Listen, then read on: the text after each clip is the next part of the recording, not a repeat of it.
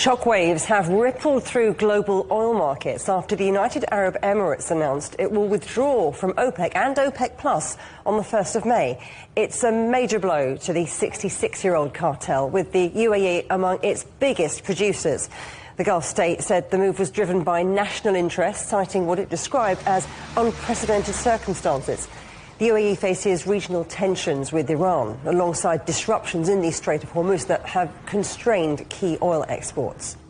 Well, let's talk to Jonathan Lamb. He is an oil and gas analyst at Wood & Company. Great to have you on Global Business Europe. So why has the UAE quit OPEC now? It's a little difficult to say why now, but there have been a matter of they've been having disputes with Saudi Arabia over a number of different issues. But from the perspective of oil production, the UAE wants to increase its capacity to 5 million barrels per day, which would be a substantial investment. And if they're still a member of OPEC, they can't necessarily use that extra capacity. So in the long term, they want to produce more oil. And in the short term, what is this all going to mean for oil prices? Well, in the short term, they are restricted by the fact that they can't ship their oil through the Strait of Hormuz. They can only take it outside on the Fujairah pipeline, which only has capacity of 1.5 million barrels per day. So I think in the short term, the answer is it doesn't change anything. This is more of a long-term policy. And what about OPEC itself? Is it now facing a structural crisis? Is it the beginning of the end? Well, I think many people have written OPEC off before, but perhaps where this is different from some of the issues they faced in the past is that the UAE is very much a core member of OPEC. They're seen as one of the pillars of the organization. So it does create a huge challenge for the rest of OPEC members and for the de facto head of OPEC, which is Saudi Arabia. Jonathan, thanks for that. Let's stay where you are, because I do want to talk to you about BP, but I want to talk our viewers through the numbers first of all, because they've announced this huge jump in profits, with oil prices soaring from the war in the Middle East. In the last 3 months of 2025, the energy giant made just over $1.5 billion. But in the first quarter of this year, profits have more than doubled to $3.2 billion. That's way ahead of expectations. BP says it's down to exceptional performance in oil trading.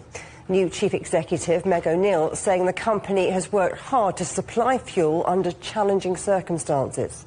But campaigners accuse the group of profiting from war, with words like astronomical, horrifying or obscene, and many calling for higher taxes on oil firms. Well, let's bring our guest back in. Jonathan, good to have you still here with us. So BP says it's down to this exceptional performance here, but that it hasn't fully benefited from higher oil prices just yet. I mean, are these profits really about producing oil or about making money from market chaos? Well, if we remember, we're talking about the first quarter here. And it was only in March that the prices really shot up when the conflict started and the Hormuz was closed.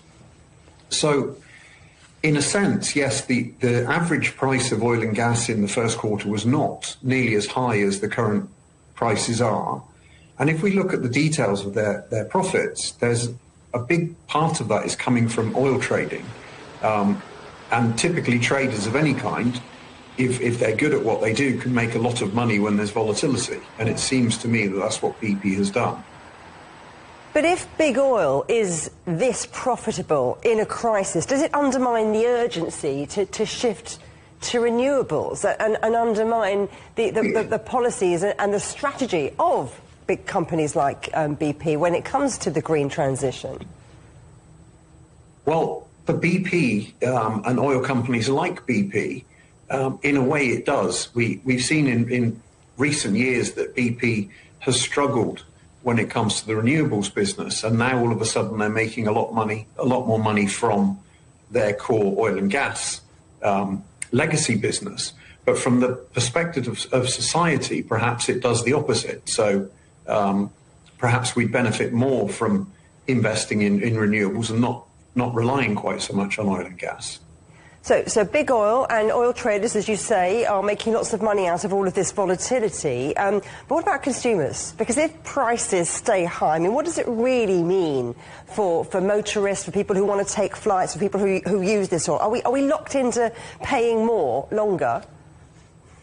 Well, currently, yes, unless the conflict comes to an end and we see a normalization of oil flows, it's impossible to see prices going down from here very substantially. And so we are locked into higher pump prices, into higher prices for airline tickets. And it may well surprise people, but when the price of oil rises this quickly, very often the price at the pump is not fully reflecting the increase in the underlying costs. So margins in retail can actually be lower during periods like this.